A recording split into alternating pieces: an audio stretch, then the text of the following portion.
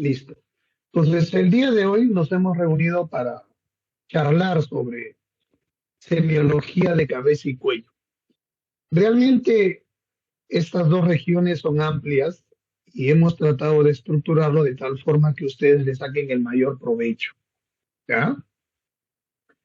Entonces, probablemente ya les habrán explicado que nosotros cuando utilizamos la semiotecnia, lo que hacemos es tratar de seguir un orden para poder obtener la mayor cantidad de datos, tanto verbales como físicos. Y para ello, ¿qué utilizamos? Utilizamos la inspección, la palpación, la percusión y la auscultación. Lógicamente, en cabeza y cuello vamos a utilizar más inspección y palpación, más que percusión y auscultación, que se van a realizar solamente en algunos momentos. ¿Qué es lo que vamos a ver nosotros cuando hacemos la inspección de la región cefálica y de la región cervical? Vamos a tratar de observar cómo está la fase, si es simétrica, asimétrica, si existen o no lesiones superficiales a nivel de la cabeza y de la cara. Recuerden que el examen físico siempre empieza por la cabeza, ¿no?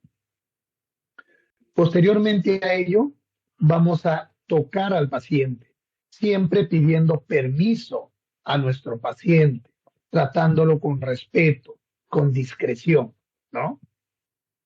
Y mediante el tacto tratamos de confirmar si es que hay depresiones, hundimientos, nódulos, algún tipo de tumoración y definir su consistencia, su tamaño, si hay también puntos dolorosos y si estos nódulos se mueven o no. En algunos casos vamos a utilizar la percusión, ¿no? Su uso es limitado. Por ejemplo, cuando tenemos la sospecha de una inflamación de senos paranasales, entonces lo que hacemos es percutir con la punta de los dedos, el dedo índice o el dedo medio, a nivel supraciliar o a nivel del maxilar superior, ¿no? Si esto es positivo, significa que hay inflamación a ese nivel. Y la auscultación a nivel de cabeza y de cuello solamente lo limitamos cuando sospechamos la posibilidad de que haya alteraciones vasculares, malformaciones. Por ejemplo, si estamos sospechando en un paciente que viene por un ACV, buscaremos pues a nivel carotidio si es que existen soplos que nos orienten a pensar en una estenosis carotidia. O buscaremos malformaciones arteriovenosas, ¿no? A nivel del cráneo, cosa que no es muy común, no es muy corriente de hacer, ¿ya? Respecto al cuello, el cuello es una región de muy rico contenido. Es una zona crítica en el cual vamos a explorar varios sistemas. Por allí transita el aparato digestivo, el aparato respiratorio, el vascular y también el endocrino.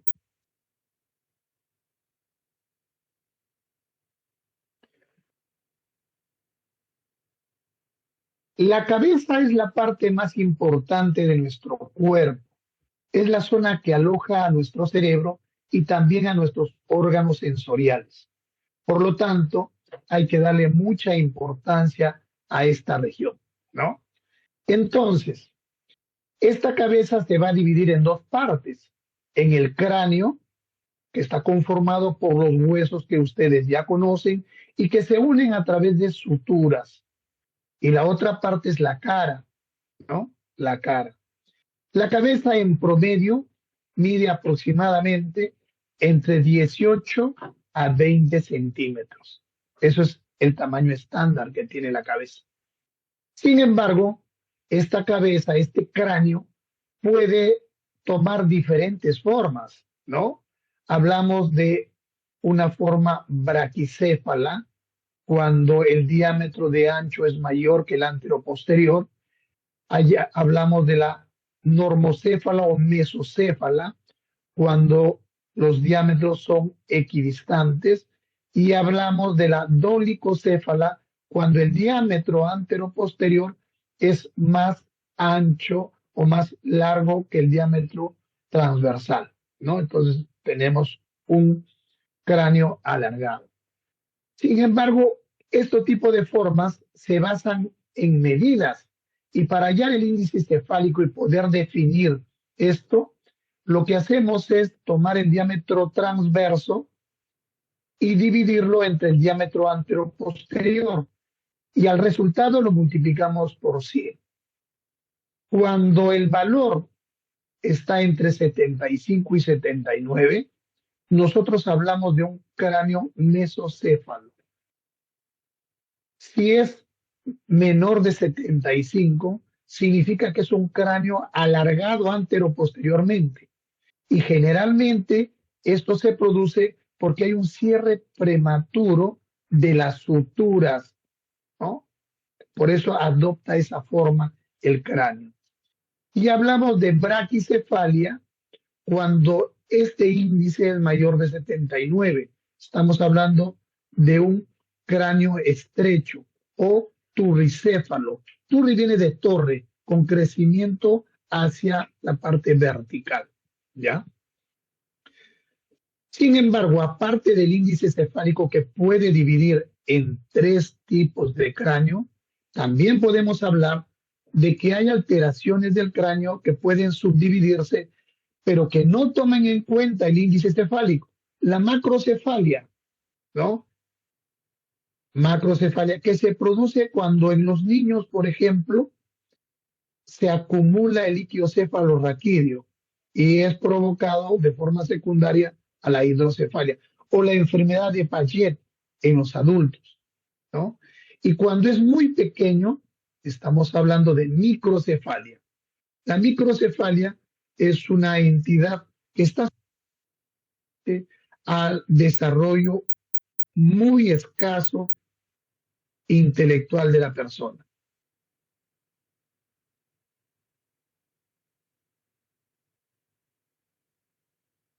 ¿Cuál es el síntoma más frecuente que vamos a tener nosotros a nivel de la cabeza? El síntoma más frecuente y que generalmente refieren los pacientes es la cefalea, el dolor. Esta cefalea nosotros tenemos que describirla con todas sus características para poder aproximarnos al diagnóstico. Y de acuerdo a sus características tenemos varios tipos de dolor de cabeza, varios tipos de cefalea. Una de ellas, por ejemplo, es la migraña o comúnmente llamada jaqueca, que tiene un origen neurovascular y generalmente es hereditaria. Esta tiene como característica clínica que es sensible a estímulos o desencadenada por estímulos externos.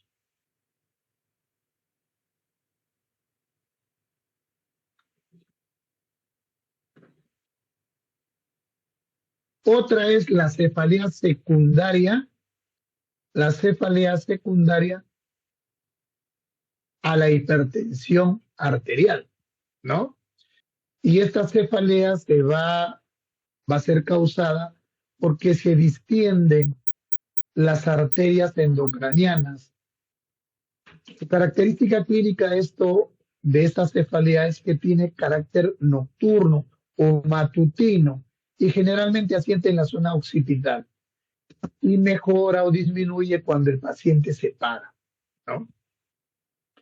Otro tipo de dolor de cabeza lo originan los tumores cerebrales. Lo provocan porque hay un síndrome de hipertensión endocraniana que origina compresión nerviosa o tracción vascular y que va a empeorar con el movimiento y calma con el descanso. Otro tipo de dolor de cabeza es la hemorragia subaranoidea, que se origina por la ruptura de un vaso, de una malformación arterial o venosa, con el cual muchas personas nacen. El dolor en este tipo de cefalea es un dolor de inicio súbito, intenso, muy intenso, 10/10. Algunos lo describen como la característica en trueno, catastrófico, ¿no? y muchas veces acompaña al paciente de pérdida de conciencia y cuando nosotros lo examinamos encontramos rigidez de nuca. Por otro lado, está el dolor de cabeza o la cefalea secundaria a la meningitis, que se va a provocar por la inflamación de las capas meningias. Acá el dolor tiene un inicio más insidioso, si bien es cierto, es intenso. Cuando lo examinamos vamos a hallar signos meningios, rigidez de nuca. Y viene acompañado a veces de sintomatología prodrómica, fiebre, malestar. Cuando nosotros examinamos la cabeza y hacemos el empleo de la inspección, lo primero que evaluamos es que no hayan algún tipo de alteraciones que nos llamen la atención. Por ejemplo, heridas, cicatrices, ¿no? Eso es lo que observamos de un primer inicio, ojo clínico. En segundo lugar, vamos a observar cómo está el cabello. Vamos a hacer la inspección del cuero cabelludo, cómo está la población del cuero cabelludo, su distribución. Y van a observar muchas veces que en algunos hombres la distribución es en esta forma y a esta pérdida del cabello se llama alopecia, ¿no? Alopecia androgénica, muy frecuente en los hombres. No es frecuente en las mujeres, sin embargo, sí se puede dar, como pueden observar en esta paciente de acá. Y a eso se llama alopecia hiperandrogénica en las mujeres. Además de la distribución y de la cantidad, tenemos también que ver el tamaño, la consistencia y el color del cabello, ¿no? Muchas veces el cabello es escaso, quebradizo. En esos casos hay que sospechar que probablemente la paciente o él esté con un problema de hipotiroidismo. Y cuando cambia de color, pudiera el paciente estar con una anemia severa. Otras veces podemos observar a nivel del cuero cabelludo estas lesiones, nódulos móviles, no dolorosos, renitentes, que son típicas de quistes dermoides, ¿no? Posterior a la evaluación del cuero cabelludo de la población capilar, vamos a ver la cara. Y para ver la cara empezamos a evaluar primero las cejas, ¿no?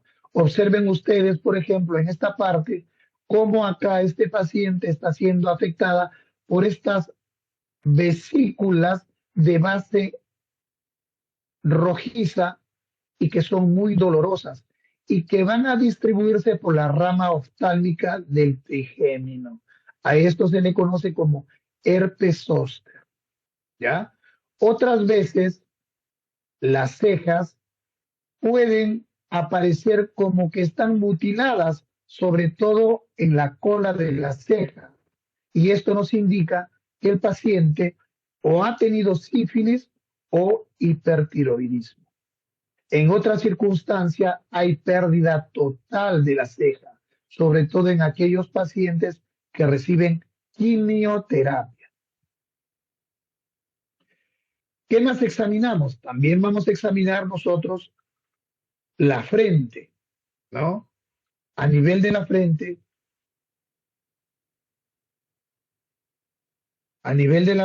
lo que vamos a observar es que muchas veces puede haber una desaparición de los pliegues transversales de la frente. Al pedirle al paciente que eleve las cejas, este lo hace y hay una pérdida de los pliegues transversales de esa zona, ¿no? Entonces eso nos delimita que es una parálisis facial periférica. Otro problema que pudiéramos encontrar a nivel de la frente es que tiene unos pliegues transversales muy representativos. A eso se le llama omega depresivo, ¿no? Omega depresivo. Es el pliegue longitudinal persistente en el paciente. Después de evaluar frente, cejas, vamos a evaluar nosotros los párpados. A nivel de párpados vamos a evaluar tanto la posición como la motilidad. Y entonces ustedes tienen que ver que hay características propias de la posición. Por ejemplo, entropio. ¿Qué cosa es entropio? Observen ustedes este borde palpebral que contiene las pestañas y no tienen una ubicación correcta, real, sino están hacia adentro. Entonces, el borde de este párpado está hacia adentro. A eso se llama entropion, ¿ya? Y ectropion es cuando el párpado tiene una eversión hacia afuera, está más separado de lo normal. Y esto va a originar en el paciente epífora o lagrimeo, ¿no? En otras oportunidades vamos a ver que el paciente tiene crecimiento irregular, tanto hacia afuera como hacia adentro de las pestañas, y a esto se le conoce como triquiasis. En otras oportunidades vamos a ver que el paciente tiene la hendidura palpebral muy aumentada, como en este caso. Esto podría significar un signo patognomónico de qué enfermedad? De la enfermedad de Graves-Basedow, ¿no? En el hipertiroidismo. O también podríamos tener el síndrome de Purfur-D'Appetit, en el cual vamos a tener midriasis unilateral y exoftalmia. Así como hemos visto que el párpado pudiera estar evertido, muy abierto, también la hendidura pudiera estar disminuida, como por ejemplo en el síndrome de Claude-Bernard-Horner, en donde hay ptosis, miosis, hidrosis. Y vean ustedes este párpado. Este párpado tiene una oclusión incompleta y se forma el lago oftalmos, parálisis del orbicular, y en estos pacientes hay mucho riesgo de que se produzca úlcera corneal, generalmente secuela de un ACV. ¿Qué otras cosas podemos encontrar nosotros a nivel de los párpados? Inflamación, tumores y edemas. Esto es muy común, cualquiera de ustedes puede diagnosticarlo, un orzuelo, que es la infección aguda de la glándula de Seyss. Miren dónde es su implantación, en el borde justamente, es muy doloroso y tiene una zona eritematosa. Por el contrario, hay una inflamación crónica, ¿no? En la parte interna del párpado por inflamación de la glándula de meibomio. Esta inflamación nos va a provocar a nosotros un crecimiento lento e indoloro de la glándula y eso provoca dolor. Por otro lado, se puede también inflamar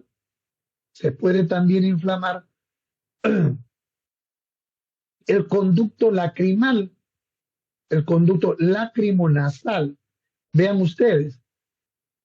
Entonces se inflama el sacro lacrimal y produce la dacriocistitis, que es una tumefacción inferior y lacrimal, ¿no? En otras oportunidades habrán visto que ciertas pacientes o pacientes tienen depósitos de placas amarillentas, ¿no? En los párpados. A esto se le conoce como santelasmas.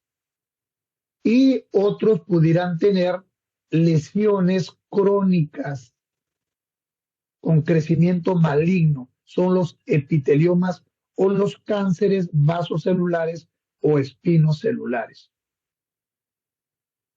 ¿Qué otras cosas podemos encontrar nosotros en párpados? En el párpado podemos encontrar el signo de la romaña, ¿no?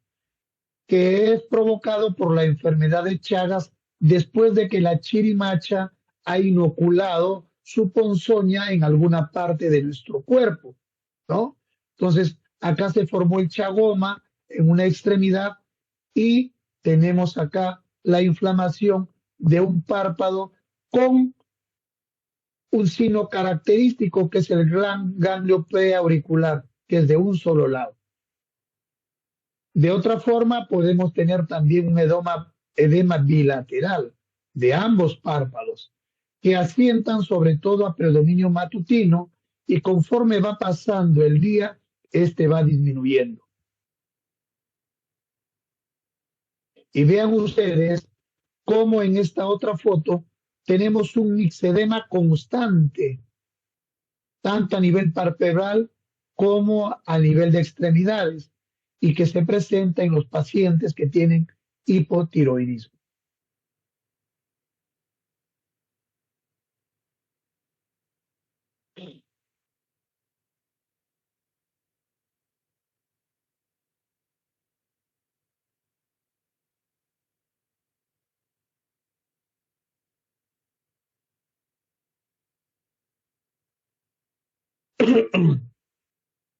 ¿Qué otra cosa podemos observar a nivel de la cara? El ojo. A nivel del ojo, de los ojos, vamos a evaluar la esclerótica, la córnea y las pupilas, ¿no? Si nosotros evaluamos la esclerótica y hacemos una apertura palpebral inferior, podemos definir o aproximarnos a ver si el paciente tiene algún grado de anemia, ¿no? También podremos observar en algunos pacientes cómo la esclera y la conjuntiva se tiñe de un color amarillento, a los que se conoce como ictericia por incremento de la bilirrubina. Y otras veces también podemos observar la inyección conjuntival. Miren ustedes acá en este paciente, cómo la inyección conjuntival ha tomado toda la esclera. ¿Qué más debemos examinar? Debemos examinar la córnea y las pupilas. Y miren acá, cómo alrededor de la pupila tenemos el arco senil, conocido como gerontoxo, ¿no? Es este anillo blanco amarillento que se observa generalmente en pacientes añosos o en aquellos jóvenes que tienen trastornos de dislipidemia. En ambos casos se produce por pigmentación de lípidos, precipitación de lípidos.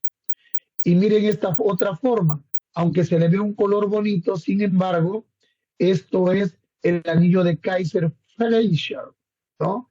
Que se observa en la enfermedad de Wilson por depósito de cobre. Y vamos a observar también en las pupilas. Recuerden que las pupilas son dinámicas, ¿no? Se aperturan y se cierran de acuerdo a la intensidad de la luz. Entonces, el tamaño normal va a fluctuar entre 2 a 5 milímetros. Cuando el tamaño es mayor se llama midriasis y cuando es menor de 2 milímetros es miosis. Normalmente ambas pupilas deben ser de igual tamaño y forma y estamos hablando de isocoria. Cuando son asimétricas estamos hablando de anisocoria. Cuando una pupila tiene un borde irregular, por ejemplo acá, nosotros hablamos de discoria, ¿no? Discoria.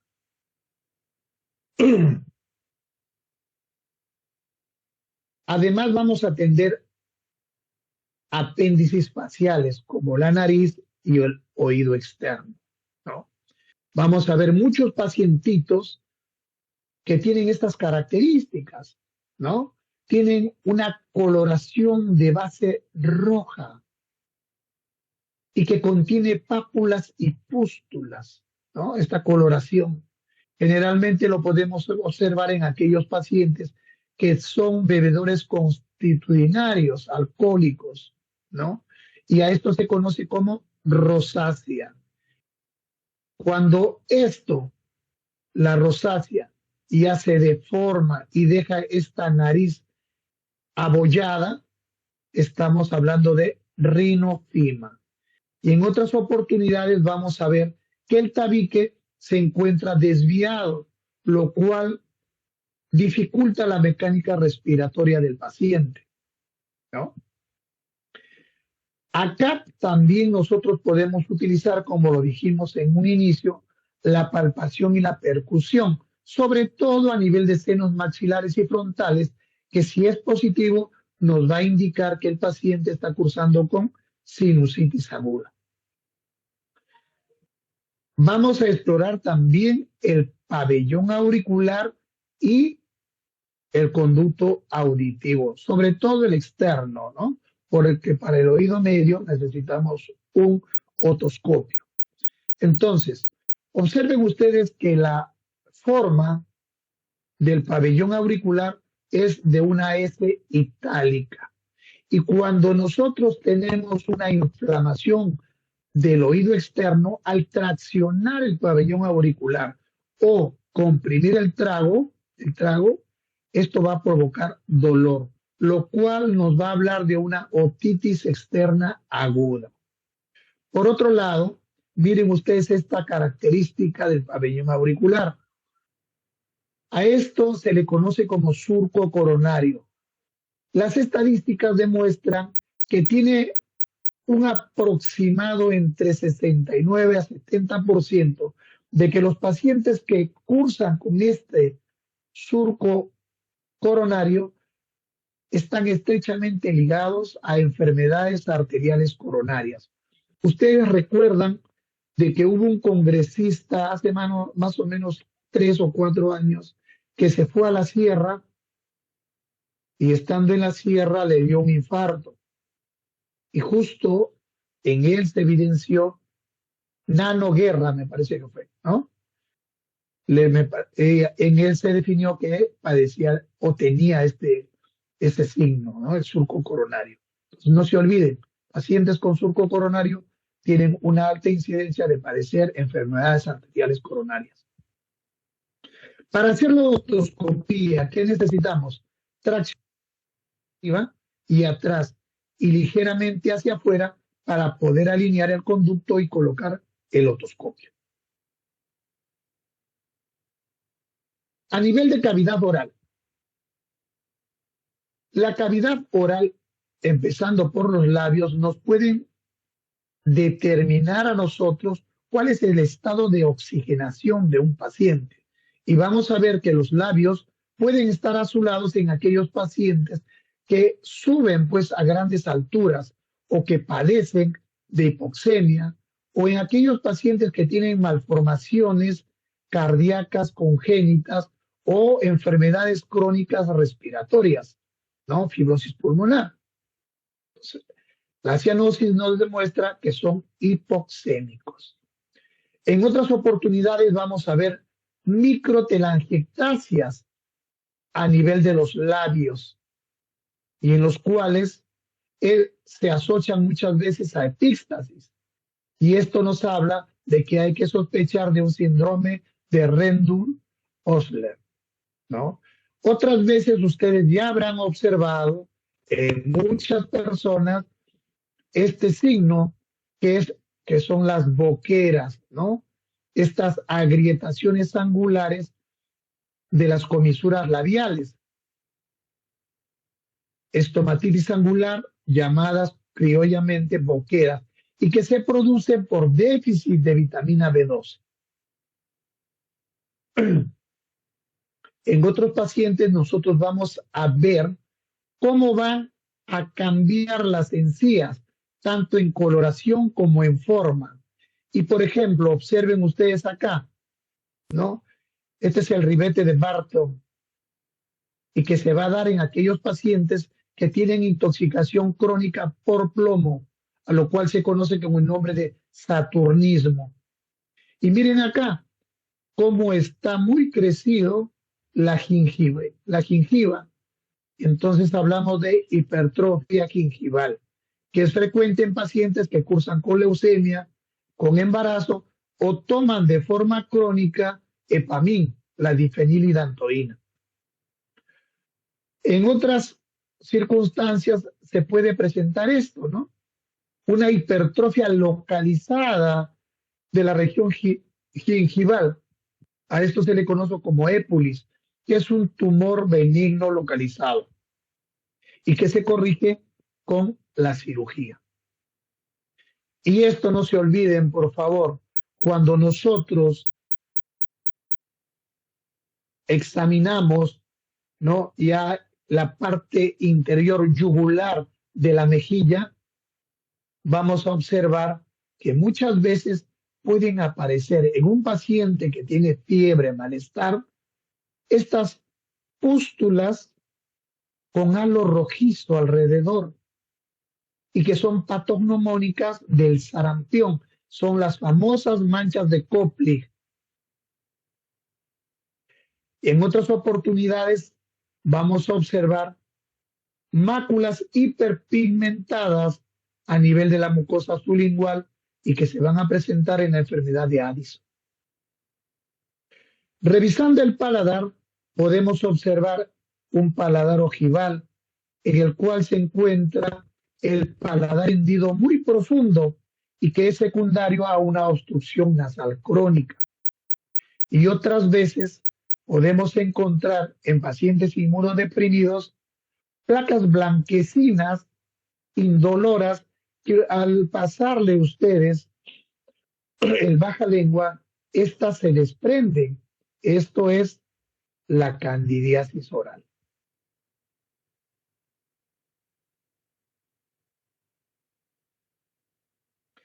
Observen ahora, a nivel oral tenemos que observar también el tamaño de la lengua.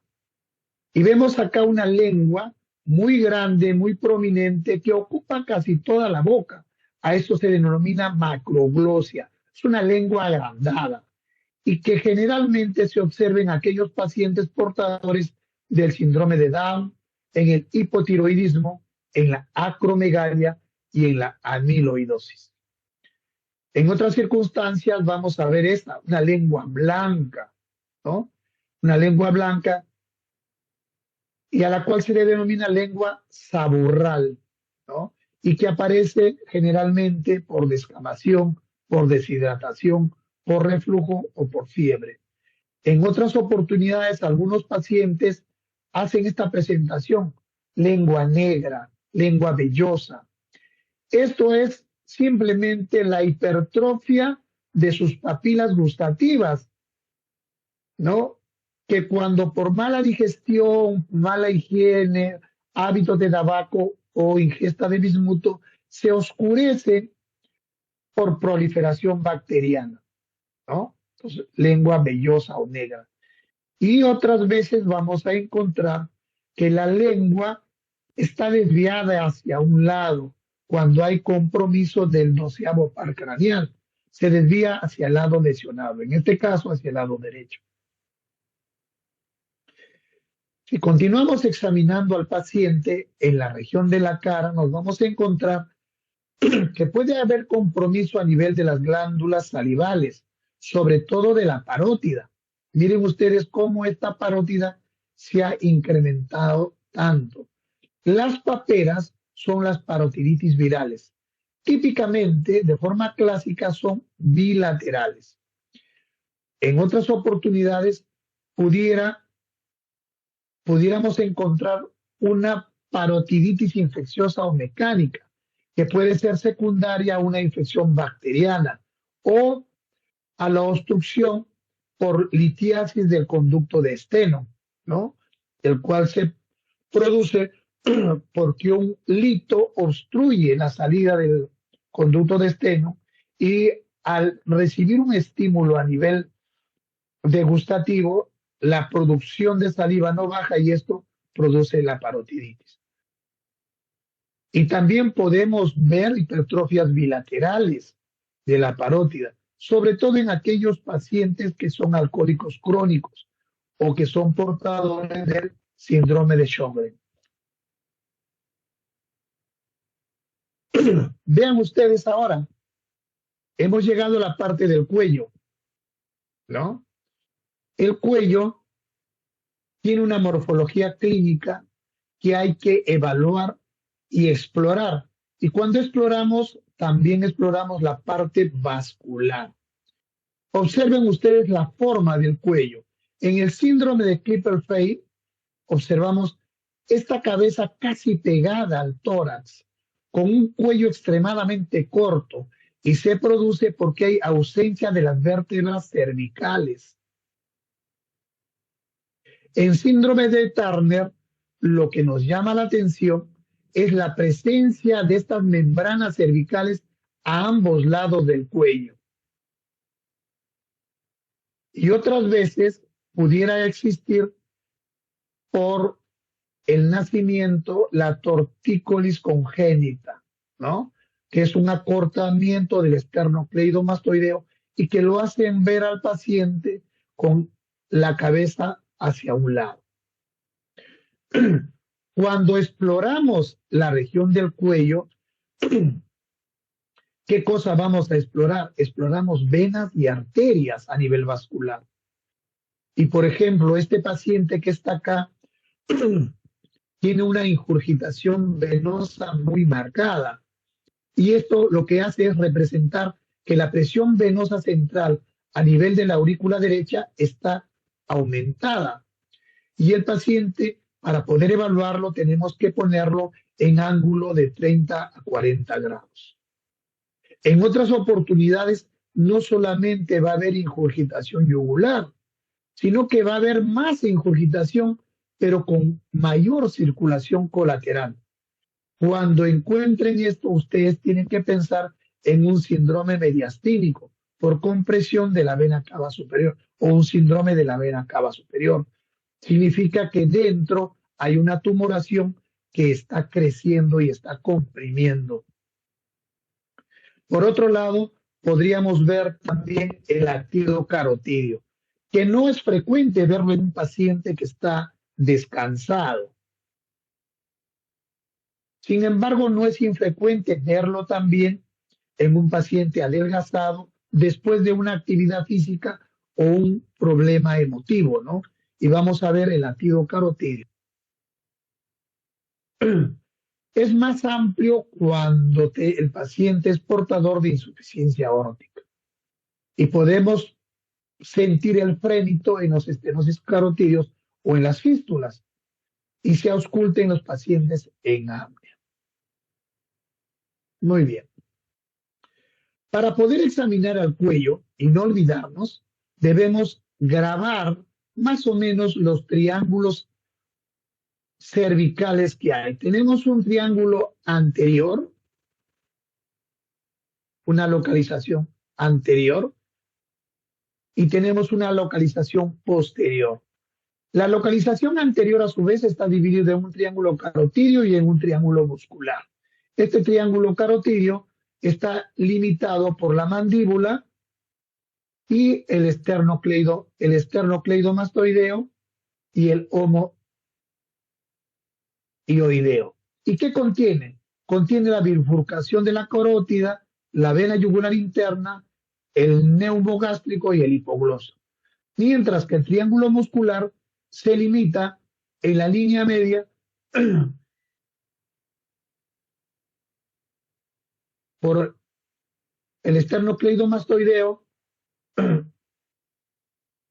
el homoioideo, y contiene la glándula tiroides, la parotiroides y la tráquea. En la parte posterior, en la parte dorsal al esternocleidomastoideo, tenemos el triángulo occipital que limita con el esternocleidomastoideo, el trapecio y el homoioideo, y que contiene al onceavo par, al occipital y a los ganglios. Y el triángulo supraclavicular, que está limitado por el esternocleidomastoideo, la clavícula y el homoioideo, y que contiene el plexo braquial, a la arteria y la vena subclavia y al escaleno anterior.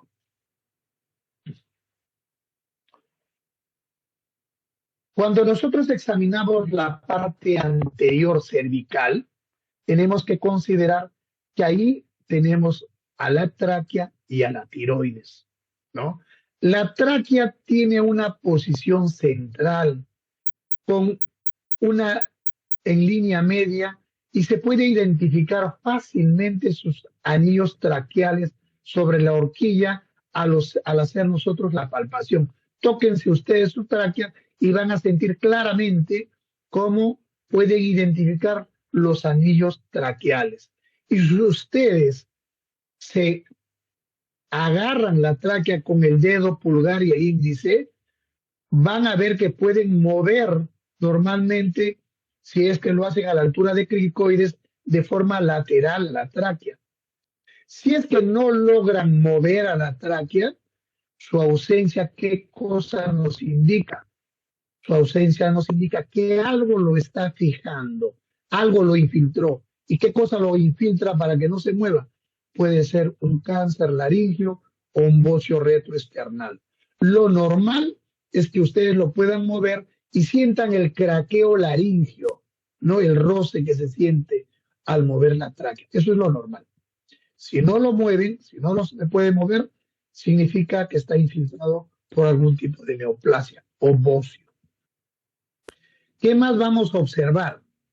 Vamos a observar y vamos a inspeccionar la glándula tiroides a ese nivel, ¿no? Vamos a ubicarnos en el cartílago tiroides, más conocido como manzana de Adán, y allí vamos a tratar de delimitar tanto ambos lados de la glándula tiroides como su istmo, ¿no? Y vamos a tratar de buscar asimetrías, quistes o nódulos. Vean ustedes en esta foto cómo la presencia de un nódulo en la línea media nos hace pensar en un quiste tirogloso.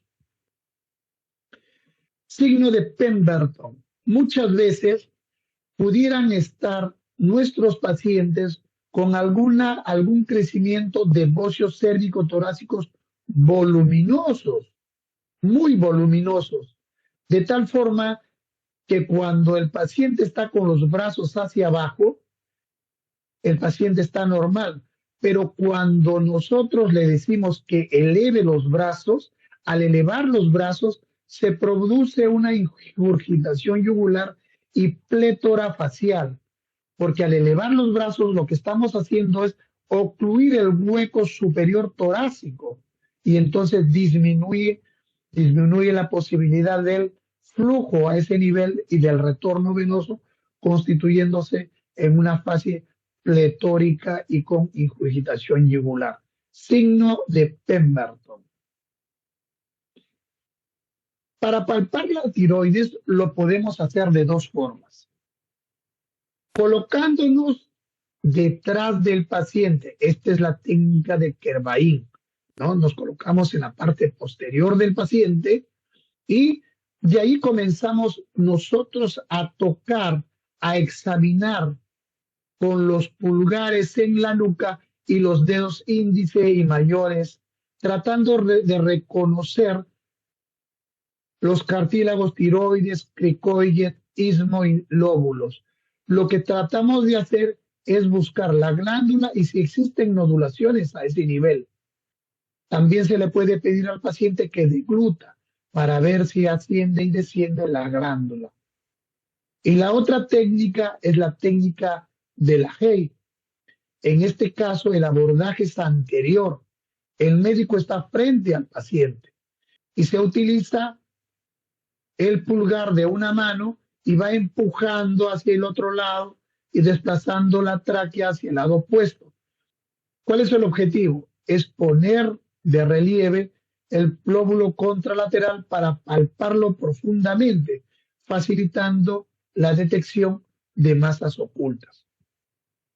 Si nosotros encontráramos algo en la región tiroidea, tenemos que documentar, detallar sus características, ubicación, tamaño, consistencia, movilidad o fijeza, sensibilidad y si tiene o no algún tipo de frémito vascular. Para la palpación de la región cervical, buscando ganglios, vamos a utilizar los dedos índice, pulgar y medio y nos vamos a dirigir hacia la región submentoniana, después a la región submaxilar, buscando los ganglios, después a la región cervical lateral, por detrás de los esternocleidomastoideos, a la región occipital, preauricular, retroauricular y la región supraclavicular. Recuerden ustedes que los ganglios normales deben medir entre 0,5 a 1 centímetro de diámetro. Deben ser indoloras, móviles, ¿no? De forma redondeada. Muchas veces vamos a encontrar, por ejemplo, en la región supraclavicular izquierdo, el famoso nódulo de Virchow, que es el ganglio maligno del cáncer gástrico, ¿no? En otras circunstancias podríamos encontrar numerosos ganglios de más de 2 centímetros, conocidos como linfoadenomegalias, sobre todo en la enfermedad de Hodgkin, ¿no? En los síndromes linfoproliferativos. Muy bien, señores, si tienen alguna pregunta,